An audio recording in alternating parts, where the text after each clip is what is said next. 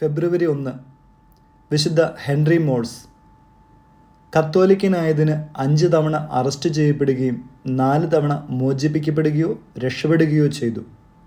ജയിലിൽ നിന്ന് പുറത്തു കടക്കുവാനുള്ള അദ്ദേഹത്തിൻ്റെ കഴിവ് അർത്ഥമാക്കുന്നത് ഇംഗ്ലണ്ടിലെ മിക്ക ജെസ്യൂട്ടുകളെക്കാളും ദൈർഘ്യമേറിയ ശുശ്രൂഷാ ജീവിതം അദ്ദേഹത്തിന് ഉണ്ടായിരുന്നുവെന്നാണ്.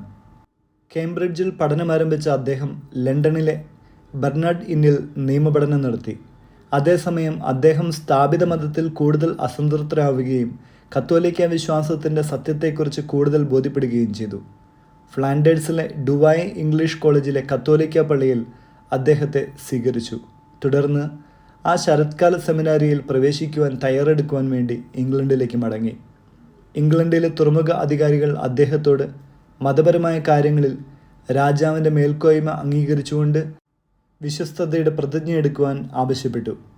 അടുത്തിടെ മതം മാറിയ ആൾ ഇത് ചെയ്യുവാൻ വിസമ്മതിക്കുകയും ആദ്യമായി അറസ്റ്റ് ചെയ്യപ്പെടുകയും ചെയ്തു.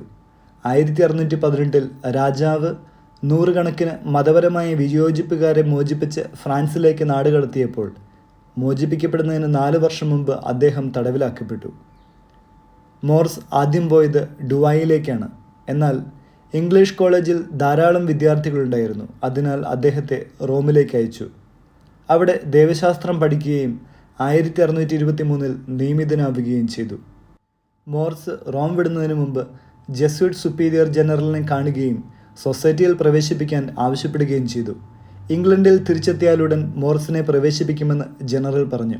1624 അദ്ദേഹം ജെസ്യൂട്ടുകളിൽ പ്രവേശിച്ചിരിക്കാം. കൂടാതെ വടക്കൻ ഇംഗ്ലണ്ടിലെ ന്യൂകാസിൽ പ്രദേശത്ത് അജപാലന വേലയിൽ തൻ്റെ നൊവീഷ്യറ്റ് കാലഘട്ടം ചെലവഴിച്ചു. 18 മാസത്തെ സ്റ്റേഷനിൽ നിന്ന് സ്റ്റേഷനുകളിലേക്കുള്ള യാത്രയ്ക്ക് ശേഷം തൻ്റെ നൊവീഷ്യറ്റ് പൂർത്തിയാക്കുവാൻ അദ്ദേഹം 1 മാസത്തെ ആത്മീയ വ്യായാമങ്ങൾ നടത്തേണ്ടതായിരുന്നു. ഫ്ലാൻഡേഴ്സിലെ വാട്ടനിലാണ് അദ്ദേഹം അങ്ങനെ ചെയ്യേണ്ടിയിരുന്നത്. അദ്ദേഹം കയറിയ കപ്പൽ ടൈൻ നദീമുഖത്ത് നിർത്തിയതിനാൽ പട്ടാളക്കാർ ഒരു വിദേശ വ്യാപാരിയുടെ വേഷം ധരിച്ച ഫാദർ മോർസിനെ കണ്ടെത്തി. ഒരു ജപമാല മാത്രം വഹിച്ച് 2ാം തവണയും അറസ്റ്റ് ചെയ്യപ്പെട്ട് ന്യൂകാസിൽ ജയിലിലേക്ക് അയച്ചു. താമസിയാതെ മറ്റൊരു ജെസ്യൂട്ട് ജയിലിൽ അടയ്ക്കപ്പെട്ടു. റോമിൽ നിന്നുള്ള സഹപാഠിയായ ഫാദർ ജോൺ റോബിൻസൺ മോർസിൻ്റെ സ്ഥാനം ഏറ്റെടുക്കാൻ പോവുകയായിരുന്നു. ഇരുവരും യോർക്ക് കാസിലിൽ തങ്ങളുടെ നൊവീഷ്യറ്റ് പൂർത്തിയാക്കി. മോർസ് 3 വർഷം ജയിലിൽ കിടന്നു. ഹെൻറി മോഴ്സ് മോചിതനായി. യുവ ജെസ്യൂട്ട് ഫ്ലാൻഡേഴ്സിലേക്ക് മടങ്ങി. തുടർന്ന് ഫ്ലാൻഡേഴ്സിൽ സ്പാനിഷ് സൈന്യത്തിൽ സേവനമനുഷ്ഠിച്ച് ഇംഗ്ലീഷ് സൈനികരുടെ ചാപ്ലിനായി അദ്ദേഹം സേവനമനുഷ്ഠിച്ചു. 1633 ലണ്ടന് പുറത്തുള്ള ഒരു ദരിദ്ര ജില്ലയിലുള്ള സെൻറ്റ് ഗിൽസ് ഇടവകയിൽ ജോലി ചെയ്യുവാൻ ഇംഗ്ലണ്ടിലേക്ക് വീണ്ടും നിയമിതനായി. ഹെൻറി മോഴ്സ് അവിടെ ആയിരിക്കുമ്പോൾ നഗരത്തിൽ ഒരു പ്ലേഗ് ബാധിച്ചു.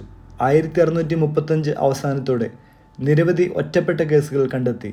എന്നാൽ ഏപ്രിൽ പകുതിയോടെ നഗരവും പ്രാന്തപ്രദേശങ്ങളും ഭയാനകമായ രോഗം ബാധിച്ചു. രോഗികളെ പരിചരിക്കാൻ ഫാദർ മോഴ്സ് സ്വയം ശ്രമിച്ചു. അദ്ദേഹം രോഗികൾക്കുള്ള മരുന്ന് കണ്ടെത്തി മരണത്തോടടുത്തവർക്ക് അന്ത്യകൂദാശകൾ നൽകി മരിച്ചവരെ സംസ്കരിക്കുവാൻ തയ്യാറാക്കി. അങ്ങനെ തൻ്റെ നിസ്വാർത്ഥ സേവനത്തിനുള്ള പ്രതിഫലം പുരോഹിതന്മാരെ വേട്ടയാടുന്ന ഒരു ഉദ്യോഗസ്ഥൻ ഫാദർ മോഴ്സിനെ കണ്ടെത്തുകയും ന്യൂഗേറ്റ് ജയിലിൽ അടയ്ക്കുവാനും കാരണമായി തീരുകയും ചെയ്തപ്പോൾ ഇത് 3ാം തവണയാണ് അദ്ദേഹത്തിൻ്റെ ജയിൽവാസം. ഏപ്രിൽ 22 അദ്ദേഹം വിചാരണയ്ക്ക് വരികയും സ്വയം വാദിക്കുകയും ചെയ്തു. പ്ലേഗ് ബാധിതർക്കുള്ള അദ്ദേഹത്തിൻ്റെ സേവനത്തെ മാനിച്ച് ഹെൻറിറ്റ മേരി രാജ്ഞിയുടെ ഇടപെടൽ കാരണം ജൂൺ 17 അദ്ദേഹത്തെ ജയിലിൽ നിന്നും മോചിപ്പിച്ചു. അദ്ദേഹം കുറച്ചുകാലം പുരോഹിത ശുശ്രൂഷയിലേക്ക് മടങ്ങി. പക്ഷേ സുരക്ഷിതമായി സഞ്ചരിക്കുവാൻ കഴിഞ്ഞില്ല. അതിനാൽ അദ്ദേഹം വീണ്ടും സൈനികർക്ക് ചാപ്ലിനായി മാറി. 1643 അദ്ദേഹത്തെ വീണ്ടും ഇംഗ്ലണ്ടിലേക്ക് നിയമിച്ചു. പക്ഷേ അദ്ദേഹം അത്ര അറിയപ്പെടാത്ത കംബർലാൻഡിലേക്കാണ് നിയമിക്കപ്പെട്ടത്. ഈ തന്ത്രം 18 മാസത്തോളം ഫലിച്ചു. ഒരു രാത്രി വൈകി അദ്ദേഹം ഒരു കൂട്ടം സൈനികരുടെ ഇടയിലേക്ക് അബദ്ധത്തിൽ നടന്നു ചെന്നു. ഒറ്റയ്ക്ക് യാത്ര ചെയ്തതിനാൽ പുരോഹിതനാണെന്ന് അവർ സംശയിച്ചു. അതിനാൽ അവർ അച്ഛനെ പിടികൂടി ഒരു പ്രാദേശിക ഉദ്യോഗസ്ഥൻ്റെ വീട്ടിൽ രാത്രി താമസിപ്പിച്ചു. ഭാഗ്യവശാൽ ഉദ്യോഗസ്ഥൻ്റെ ഭാര്യ കത്തോലിക്ക സ്ത്രീയായിരുന്നു. അവൾ ജെസ്യൂട്ടിനെ 4ാം തവണയും രക്ഷപ്പെടാൻ സഹായിച്ചു. 6 ആഴ്ചക്കാലം അദ്ദേഹം സ്വാതന്ത്ര്യം ആസ്വദിച്ചു. പക്ഷേ രക്ഷപ്പെടാനുള്ള വഴി തേടി അലഞ്ഞ അച്ഛൻ ഒരു വാതിലിൽ മുട്ടി. ദൗർഭാഗ്യമെന്ന് പറയട്ടെ, വാതിൽ തുറന്ന ആൾ ഈ അടുത്തിടെ അച്ഛനെ പിടികൂടിയ സൈനികരിൽ ഒരാളായിരുന്നു. അദ്ദേഹത്തെ നന്നായി ഓർക്കുന്നുമുണ്ടായിരുന്നു. 5-മത്തെ രക്ഷപ്പെടൽ ഉണ്ടായില്ല.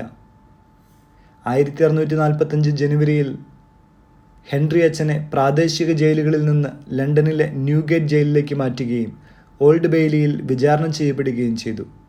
ഇംഗ്ലണ്ടിലെ അദ്ദേഹത്തിൻ്റെ സാന്നിധ്യം തന്നെ നാട് കടത്തപ്പെട്ട ശേഷം തിരികെ വന്ന് നിയമം ലംഘിച്ചതിന് കുറ്റക്കാരനാണെന്ന് തെളിയിച്ചു. അതിവേഗം രാജ്യദ്രോഹ കുറ്റം ചുമത്തി വധശിക്ഷയ്ക്ക് വിധിക്കപ്പെട്ടു. തൻ്റെ അവസാന ദിവസത്തിൻ്റെ അതിരാവിലെ അച്ഛൻ കുർബാന നടത്തി. തുടർന്ന് വധിക്കാനായി ടൈബറിനിലേക്ക് വലിച്ചിഴച്ചു. തൂക്കുമരത്തിനടിയിൽ ഒരു വണ്ടിയിൽ നിൽക്കുകയും വണ്ടി നീങ്ങിയപ്പോൾ തൂങ്ങി മരിക്കപ്പെടുകയും ചെയ്തു. മരിച്ചതിന് ശേഷം ശരീരം കീറി മുറിച്ചു. അച്ഛൻ്റെ ഹൃദയം നീക്കം ചെയ്തു. കുടൽ കത്തിച്ചു. ലണ്ടൻ ബ്രിഡ്ജിൽ ഹെൻറി മോർസ് അച്ഛൻ്റെ തല പ്രദർശനത്തിന് വെച്ചു. ശരീരത്തിൻ്റെ 4 ഭാഗങ്ങൾ നഗരത്തിൻ്റെ 4 ഗേറ്റുകളിൽ സ്ഥാപിച്ചു. ക്രിസ്തീയ വിശ്വാസത്തെ പ്രതി പീഡനം അനുഭവിക്കുന്നവർക്ക് വേണ്ടി നമുക്ക് പ്രാർത്ഥിക്കാം. ക്രിസ്തുവിൻ്റെ തീഷ്ണമതിയായ വിശ്വാസ തീഷ്ണമതിയായ ഹെൻറി അച്ഛനെ പോലെ ഇനിയും അനേകം ആളുകൾ ഈ സഭയിൽ ഉയർന്നു വരുവാൻ വേണ്ടി അദ്ദേഹത്തിൻ്റെ മാധ്യസ്ഥം തേടി നമ്മുടെ പ്രിയപ്പെട്ടവർക്ക് വേണ്ടിയും പ്രാർത്ഥിക്കാം.